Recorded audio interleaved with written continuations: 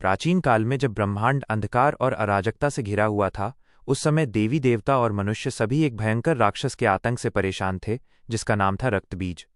रक्तबीज एक ऐसा राक्षस था जिसे वरदान प्राप्त था कि उसके शरीर से रक्त की एक भी बूंद जमीन पर गिरने से उसी क्षण हजारों और रक्तबीज पैदा हो जाते थे।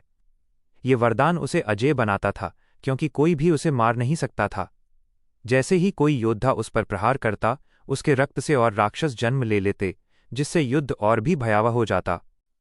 देवताओं ने मिलकर कई बार रक्तबीज को हराने की कोशिश की, लेकिन हर बार वे असफल रहे। भगवान विष्णु, ब्रह्मा और इंद्र सहित सभी देवता इस समस्या का कोई हल नहीं ढूंढ पा रहे थे।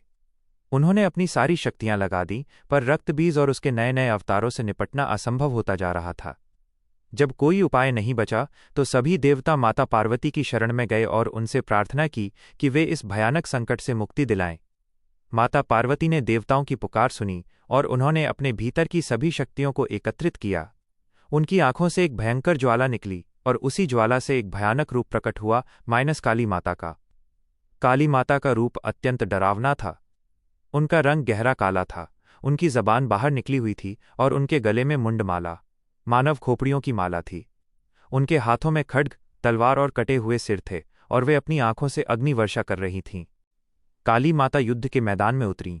उनका आगमन इतना प्रचंड था कि राक्षस सेना भयभीत हो गई।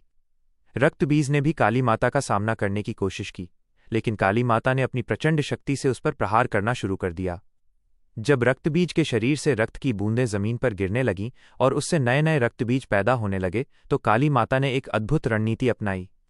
उन्होंने अपनी जबान इतनी लंबी कर ली कि वो पूरे युद्ध क्षेत्र में फैल गई।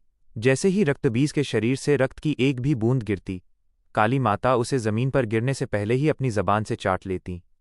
इस तरह रक्तबीज के रक्त से कोई नया राक्षस पैदा नहीं हो सका। काली माता ने एक एक करके सभी रक्तबीज के अवतारों को अपनी जबान से चाटा और फिर रक्तबीज के मुख्य शरीर को अपने खड्ग से खंड खंड कर दिया।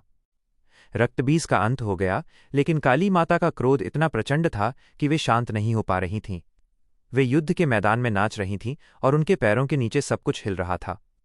उनके इस प्रचंड तांडव से धरती डोलने लगी और सभी देवताओं को ये डर सताने लगा कि कहीं उनके क्रोध से पूरी सृष्टि का नाश न हो जाए।